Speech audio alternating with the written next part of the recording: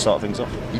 All right. Is it recording? It's recording. Hey guys, conmigo, which is Tusk in Espanol, y el Zorro Plateado. The silver fox is back. A few of you guys have been asking where he is. He is still alive. He hasn't died of old age yet. Not quite. Although at least a couple more years. Although every time we see each other, we always go out and have one big night, but you seem to be on death's door. I seem to have a very bad effect on you. But my game goes through the roof. Yeah, it's so true. It's like when when I'm dying and women feel that need to nurse me back to health. See, that's what I think that's the thing, isn't it? Because we were saying on a evolution biology level, biological level, that what the hell are they doing? They should be running the opposite way, because it's like you're on death's door. There's going to be no farther for them. Not to mention, it looks like it should be contagious. I don't know how I haven't got severely ill yet either. I've had a lot of questions that obviously guys interested in the silver fox's background, and they understand about kind of your life with not understanding game, being in 2 marriages that kind of went a bit pear-shaped, and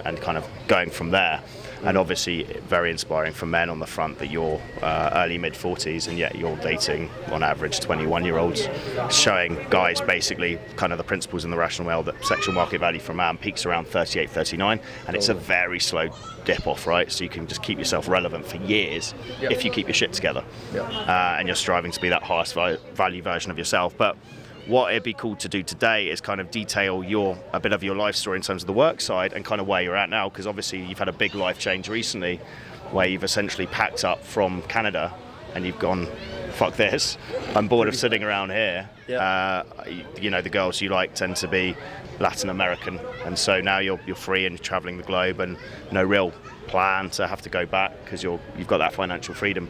So I think it'd be interesting for guys, especially who are maybe trapped in the 9 to 5 thinking, I can't travel, I'm really tied to a place, to show, even though you had a brick and mortar business that eventually scaled up to quite a high level, you're able to actually think, is this really what I want to do, and kind of downsize and then just pack up your bags and leave, which I think for a lot of guys is a scary concept. So it'd be interesting kind of detail how that worked and give guys some insight on that, maybe inspire a few men to change their lifestyle. Cool. So take it over to you. I'll be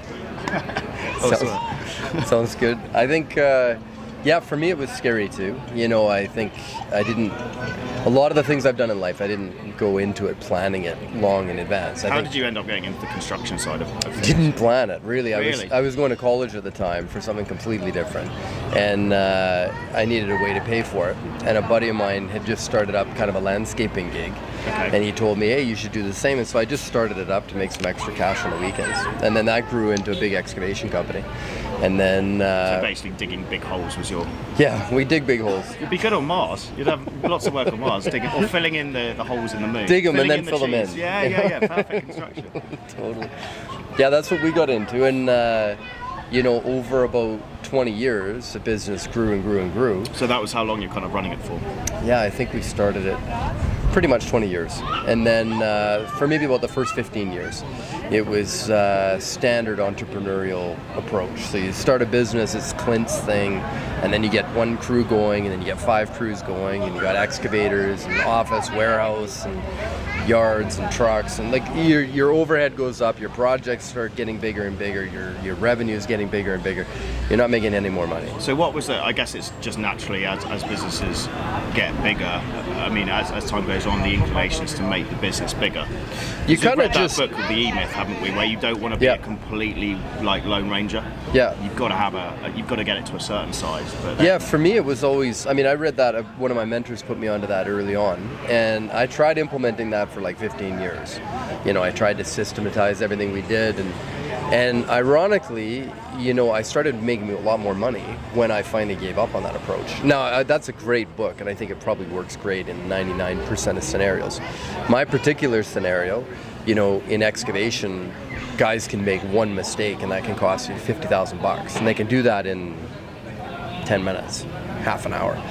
So I had one time I went out of town we were working on a project, and working at fucking insane hours for 3 months, 4 months, like just 6-7 days a week, 14, 15-hour days, plus commute and shit. And then like on the outside of that was on site, and then on the outside of that, working with my crews and stuff, and then on the outside of that, doing like all the business stuff, right? So I'd been doing that for about 3-4 months, and then I took a 3-day long weekend, and I went away, and I took like one extra day. I took a Monday off.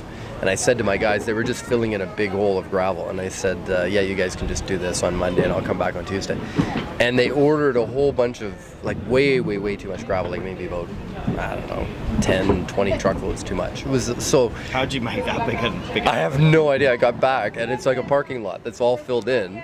And then there's this gigantic mound of gravel in the middle of the parking lot. And I'm like, what the fuck did you guys do, right? So then I had already paid for all the trucking and the gravel, and then I had to pay to get rid of it. And then I had to pay my machines to load it, and I had to pay someone to take it. It was like $30,000. So I'm like, okay, I went away for 3 days. You know, we spent like maybe $1,100 like on the cheap little vacation for 3 days, and it cost me like $3,200 or $32,000 for a 3-day vacation. So I had a few times where that sort of thing happened, and then I just kind of realized I make a lot more money if I'm always on site. So then I had a tech startup that went well and then crashed. And so I imported the very lean tech startup approach to how I did my construction company. So I basically downsized everything. And then we started making a lot more money. I would just take an emergency job. I'd be working for 2 weeks, maybe 3 weeks.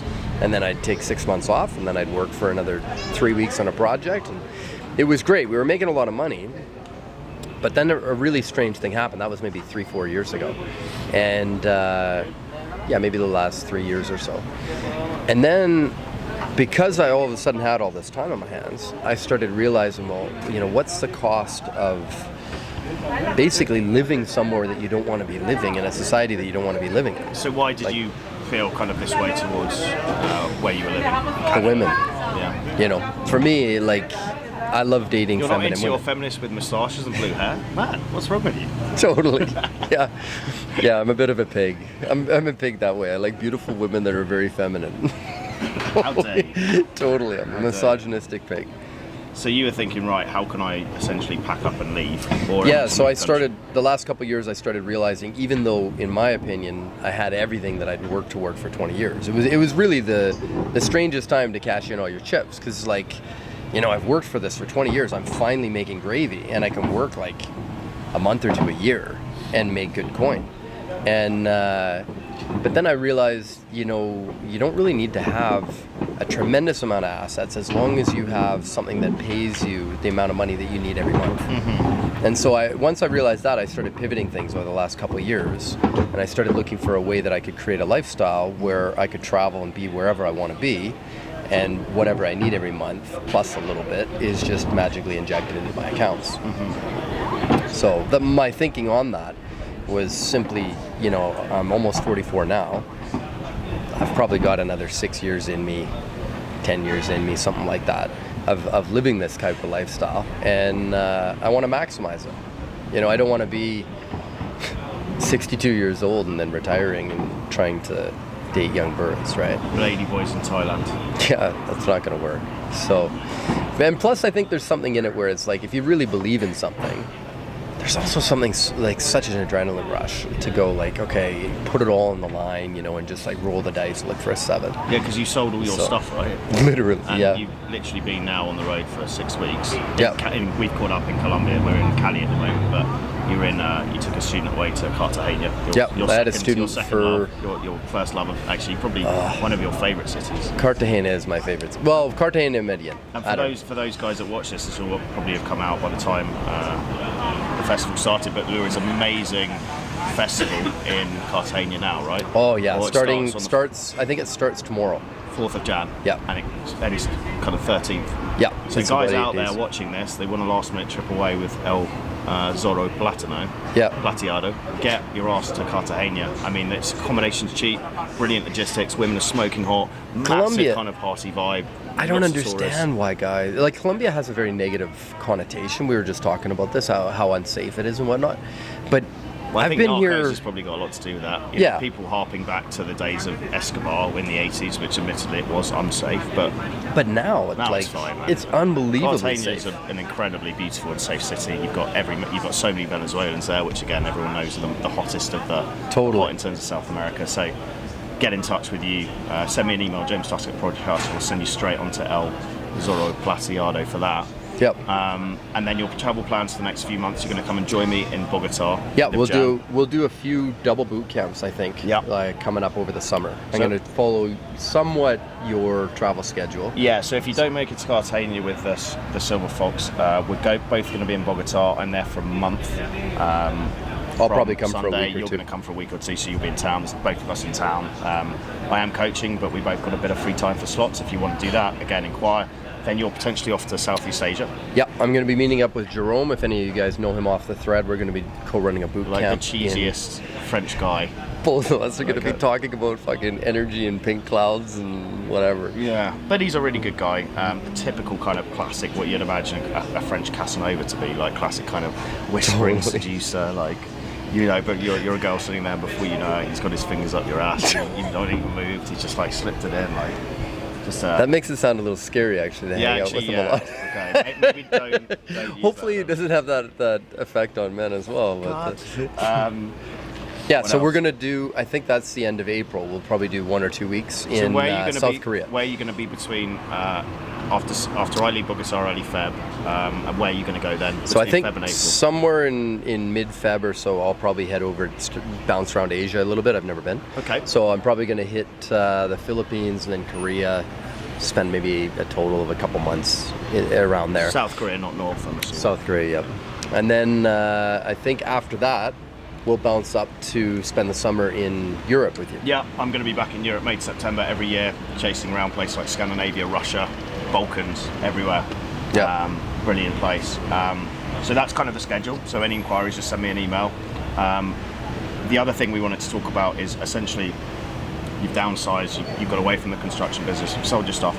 Apart from obviously the coaching, which you really enjoy doing and you're very good at, how else are you kind of funding your lifestyle at the moment? So for me now, my lifestyle is all funded. I use software to trade in Forex. So it's automated. It's ideal for what I'm living right now. So what do you trade in? What currencies typically? It's always changing. I've got a number of mentors in it. So we're kind of watching different currencies, and then basically the software does about 95% of the work. And every week you just kind of tell it what to do. Okay. And then that changes depending on what's going on in the news for that week, if there's like a big Brexit deal or whatever. And then it just trades in the background. So my lifestyle is financed by Forex. So it's basically provides me to do whatever I want to do. And then that frees me to do the coaching for fun. And how easy is that for you to teach someone to do that? I have a course for it. So it's it takes, well, I have 2 courses. One is just basically, you can copy what I'm doing. You use the same software and copy the same settings, and we constantly update Yeah, that. that's what I liked about it. I think obviously in life, it's better to teach a guy to fish than just give him a fish. Totally. But for lazy fuckers like me, where I'm kind of focusing my stuff on other times, I do technically have the time, but I don't want to. I like the idea of, which I've tried from you, that you call it the white glove. Yep. Where basically you're saying, right, give me your money, it will just mirror what I'm doing, Yep. and you'll make returns. Yep. And works pretty well. Yep. And then, Right. it's insane. Like But if you want to learn, obviously you can teach guys as well. You mentor guys and you've got about, 10, 12 guys on your books at the moment? I think I got about 10. Okay. I'm not sure. But so then I've got a full course in how to become financially free. So that's quite more broad. And then It's in mentoring as well. Forex. You're talking to guys on Yep. WhatsApp, on the phone, keeping them accountable. Yeah, I've got one package where it's got like a 1 hour every week, one-on-one mentoring over WhatsApp around finances. And then it teaches you about Forex, teaches you everything about money, how to become financially free, how to think properly about money. Basically, it's applying masculinity to your relationship with your finances. Yeah, what I found interesting was you talking about how you've realised actually getting your financial shit together and getting your shit with women together is 98% the same. Yeah, that's shocked the shit out of me. Why do you kind of believe that? Maybe explain to the guys watching why that's the case. I think, a couple of reasons I think that. First, if you look at the feminist movement, all that it really is basically applying masculine traits to women so they can be at the top of the food chain, theoretically. Whoever's got the most masculinity wins, and it doesn't matter if you got a set of tits or a dick between your legs. That doesn't matter. Your gender doesn't matter. What matters is how masculine you are.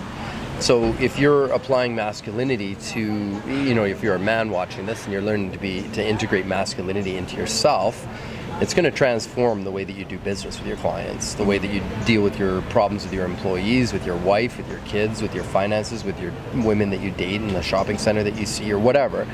It's across the board. Okay. And I think Taking that full self-responsibility, isn't it? Totally. Not relying on being spoon-fed, not having like the fallback option is fucking man up, and that's how you live life as an independent masculine male. It's raw. Totally. And if you want to be upper tier, it's like you can't do the mystery method approach where you just talk the right talk. It's like it is an all-encompassing thing. Like, you need to walk the walk. Because like, women are always testing, looking for your congruency. So if you're working, making $20 an hour at Home Depot, and you're approaching her as if you're this alpha stallion, well, no alpha's working at Home Depot making $20 an hour. If you are now, that's no problem. But as you start integrating masculinity, you should start climbing the social dominance hierarchy. Yes. It's just how it works. Yes, right? I think that's a great point. And I think you might be able to bluff it for maybe the first date with a really attractive girl, but essentially at the end of the day, she enters your reality, right? She takes on your last name if you marry her. She takes on your hopes, dreams, fears. You have to be living an attractive, interesting life on your own terms for her to want to be part of that. And as soon as she glimpses into that and realises, fuck, there's nothing going on there, you're fucked, right? Totally. She might still stay with you because maybe she likes she knows that you're nice and she knows you're never going to leave her and stuff like that. But that's not going to be she'll cheat on you. Yeah, that's not the inspiring kind of. That's not the ideal relationship. Totally. She'll just she'll get some of those needs met with you, and then she'll be walking through the airport and she'll see you and she'll jump in the bathroom with you and she'll have exactly what happened with you. Which is basically tell the story then. You don't need to enter too graphic to which one. Fuck off. The one in the airport? It's laid far too much for my liking. So this is married chick, and she said basically as soon as I fucking saw you, the way you looked at me. Yeah, and you end up taking a girl home 20 minutes from the airport. She's married. Yeah, I think it was about 40 minutes. And that's because it was a 20-minute cab ride. What you said about she's got that basically provider bucks guy, and she wants the alpha fucks. So what happened with that? Maybe talk guys through. Yeah, and I think you made me think of one other story too. But that one I was in the lineup going into a plane in Cali actually, going into at the airport. So you're flying from Cali to Bogota, or Bogota to Cali? No, from Cali to Medellin. Okay. This was I think I was leaving you last time. Oh no, I was with Jack. That's right, the video log or whatever. And so. It's 7 a.m. in the morning. Nowhere's open for coffee in the airport, and I'm just looking for a pick me up. And so I'm looking around to see if there's someone to interact with, a woman to interact with, not even to get laid or anything, just because it's a good boost of energy, right? And I look over and I see this girl walk by, and she sits down at a completely different gate, and I was like, she looked kind of cute. So I got up because we were just kind of getting up and lining up to go on the plane. And we made eye contact and just like locked eyes. She was maybe 20, 30 feet away. And I just walked over to her immediately, just held her eyes and walked right over. And she looked away like the last 2 seconds. Okay. And then I knew it was crazy. I was being so bold. I just totally knew it was on. And I didn't know she was going to Medellin at that point. So I just knelt down and I talked to her for a little bit, and maybe 5 minutes. And then I got back in line and got on the plane. And then I'm sitting on the plane, and then I see her come down the aisle on the plane. I just looked away, pretended I didn't see her. So then I thought, okay, in 45 minutes we land in Medellin. I'm going to see her getting her bags, right? So at the baggage claim, I see her, I walk over, and oh wow, I had no idea you were coming to Medellin as well. Come have a coffee with me. And she's like, oh, I don't know, maybe I shouldn't or whatever. I said, yeah, you should have a coffee with me. Okay, fine. So we sit down for coffee, and I think within 20 minutes, because she had a connector flight in about 3 hours. So you're thinking, right, I've got a window, right? I thought if I'm going to do this, it's got to be now. It's going to be super bold. But also I could just tell, like the way that we were looking at each other, like you guys really need to learn. No, it's not eye contact, it's eye communication. Subcommunication. Yeah, like in Latin America, it's like 80% communicated with your eyes. And it's so expressive, isn't it? It's so deeply expressive, yeah. I don't know if it was you or Sam that was telling me that when I went to Rio the first time with you guys. It's all in the eyes. I think it was Sam telling me that. And I was like, which is ironic. And then I didn't quite get it, but then after a while being in Latin America, it's unbelievable. And you can communicate so much. you know, again, guys thinking kind of limiting beliefs. Oh, I don't really speak Spanish. I can't come to Colombia. It's absolute bollocks. Spanish is total. Like my Spanish is But even shit. if you can't speak Spanish, right? It's about the subcommunication. Totally. It's about how you're looking at someone. That's we've both got girls who don't speak a word of English, and we don't speak their language. But has it stopped it? No. Yeah. When I went to Language Brazil, is only so old, right? It's verbal. Body language is way older than written and spoken, actual formalized verbal language. Totally.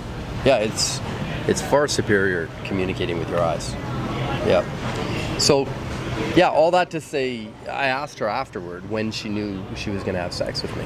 And she said immediately, when you looked in my eyes, I knew that whatever you were going to ask of me, I couldn't say no. And that's a great, we won't get onto the question game because that's a whole other video, but that's a great time to play the question game if you've been playing it and you're familiar with it. It's once you've played fucked in, you've got kind of, you're naked, you're vulnerable.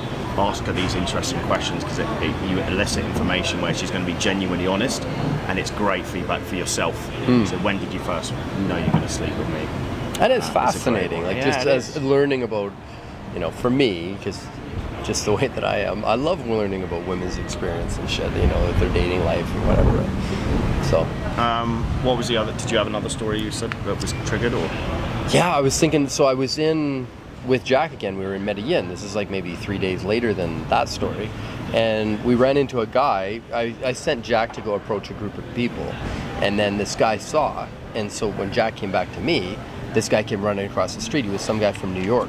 And he's like, oh, are you guys doing day game? I just saw you approach them. Wow, good for you. So we ended up chatting with this guy. So we went to the mall. And so Jack goes off and he's flirting with some chicks. And I'm walking around with this guy for a little bit. And I can't remember exactly what this guy was talking about. He was talking about a lot of mystery method stuff.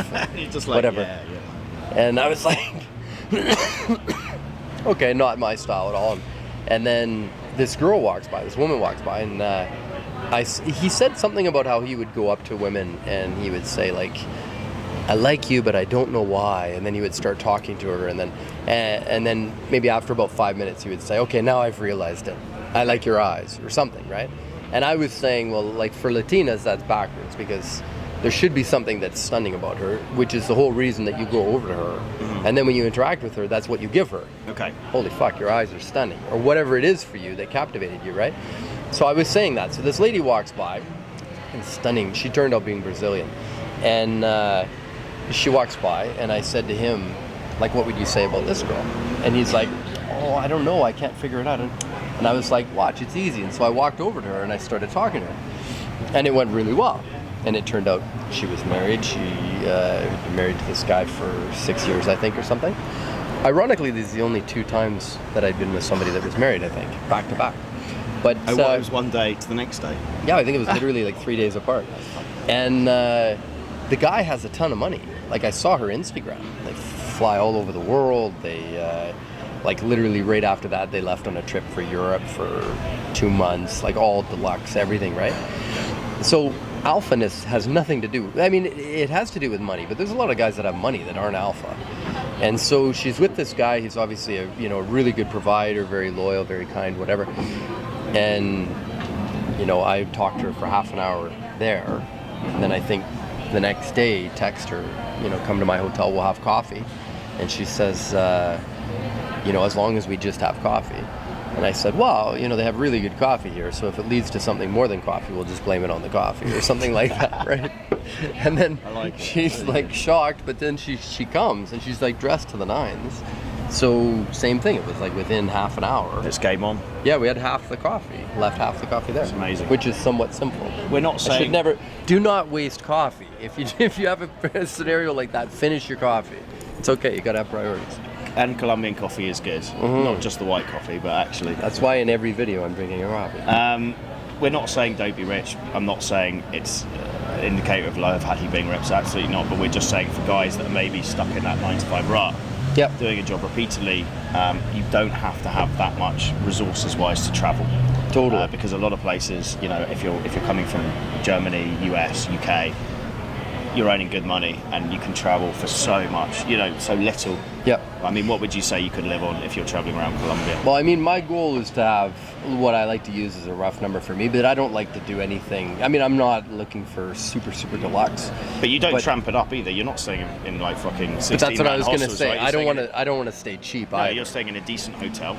Yeah. So what you're eating I out. look at like four grand a month US. So that's pretty reasonable. I mean, that's what, 60k a year. I mean, if you're running your own business and you kind of got your tax sorted and you're in a low value tax location, that's perfectly feasible to do, right? Totally. And that completely covers your costs. You're not tramping up at all. Yeah. You're So then covered. You have $4,000 a month that probably you're not even using all of, and then as long as you're making say $5,000 a month, you're gravy. Because you're gonna. When I go to Asia, I'll probably be spending like $2,500. Thailand's dirt cheap. $2,000 a month, right? So Japan's a bit more expensive, but Thailand's dirt cheap. Philippines dirt cheap. I think what you got to do if you're watching this and you're a lawyer and you're sitting in, I don't know, somewhere in New York or whatever, and you recognize that you hate your life. Maybe you're post-divorce, you're mid-40s, you got some cash, but your life sucks. You got to make some drastic changes. Yeah. Because you age really quickly. And as you age, yes, you still have market value in the dating pool, but you got to get your shit together. And if you get your shit together, you still have value in the dating pool. If you don't, then you don't, right? And I think if you want to do that, you have to find a way to get control over your time, get control over your income. Yeah. Like you said, get control over your taxes, which actually isn't that expensive to do. For a relatively cheap amount of money, you can go offshore and have all your income legally, like we were talking about, move yourself, be domiciled in a completely different tax jurisdiction, so taxes are no longer cannibalizing your earnings. Mm-hmm. And when you take all those steps, you actually can live a completely different life than what you're used to now. It's just not seeing it as an overwhelming task, it's just trying to address one thing at a time, right? Totally. How long did it take you to make that decision to leave Canada, and how scary was it? About 6 months. Putting it into process? Because I was with you, and then I was with you for about a month and a half. No, about 2 months last year. Yeah. Well, we went for 3 weeks in December to Rio. Rio, yeah. And then we did Carnival and toured around Colombia for about 5 weeks. Then I went home, and then I came back to Colombia for about 2 months. Then I went home, and then I saw you in the U.S. We went around San Diego, Scottsdale, whatever. And then I finally got home, and I think it was maybe beginning of June. And then at that point, I was like, okay, I'll get another project and whatever. But then I just realized, like, fuck, I come back to Canada just to work, and I don't want to be here. So, yeah, it's a great place to make money, and I had a great gig. But you just didn't want to live there. You've got to spend your time, amongst... I would go out and do day game while I was in Vancouver, just to keep training. Yeah. And I would go walk around. Literally, I went home June 1st, June 3rd, I think. And, I took a week to just kind of rest, relax. And then I went out with one of my buddies doing day game in Vancouver. And we walked around for 8 or 10 hours. And I think I saw 2 smoking hot feminine women. And I was super depressed for a month. I was like, there's no femininity. It's just dries up. And so I think the first step for guys is don't necessarily think about you have to move, you have to do what myself or silverfox has done, but at least come and meet you in somewhere like Colombia and experience what life's like, and then be like, okay, actually, that's because you didn't jump into it. You came touring around with me for 5-6 weeks, helping me teach. And then off the back of that, you're like, oh fuck, okay, I can make a decision off the back of that. You didn't just blindly move, and we're not saying to do that, right? Totally. Even when I went home in June, because it was such a big shift, and you're burning your boats, right? So it's like in the old time or whatever, when you go to the new world and then they burn the ships, and then it's like you have a different mindset. You're committing, right? And so for me, it took about 6 months to actually mentally and emotionally make that shift, and then to go through the logistics of it. You're going to downsize, you got to sell this off, you got to get rid of this, and find a place to put my dog and get all my shit in storage and whatever. So if the guys are interested in learning about the Forex stuff, what's your email address? They can... How should they get in contact with you? Probably just get in touch with me through UpperTier. So you can email me fox@uppertier.club. Is that what it is, Fox? Yeah. So you've got the silverfox, either if you want daygame and dating coaching, he's your man, he's going to be jetting around, obviously Latin America. If you want mentorship, how to actually leave somewhere like Canada or the US where you feel you're just stuck in a rut, obviously you're the guy to do that because you've just done that. Yep. And if you want Forex coaching, mentoring, again, so you get 3 for the price of 1.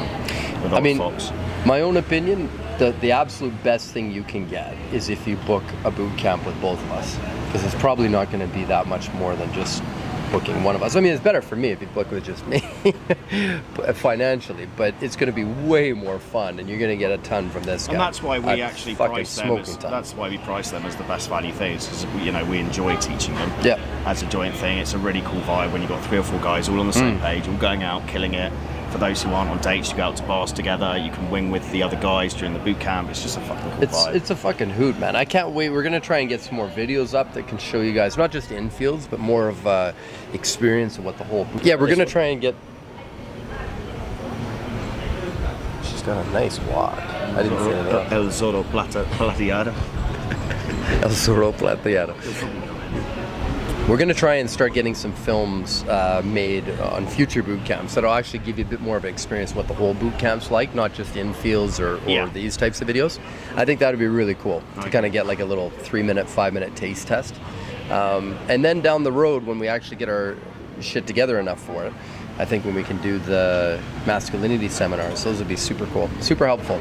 Yeah, all good, guys. So any questions, email me, james.tusk at project-tusk, and hopefully you'll be out to see the silverfox in Cartagena next stop. But if not, somewhere around the world, either in Colombia or Asia or in Europe. Cool. Sweet. Thanks, guys.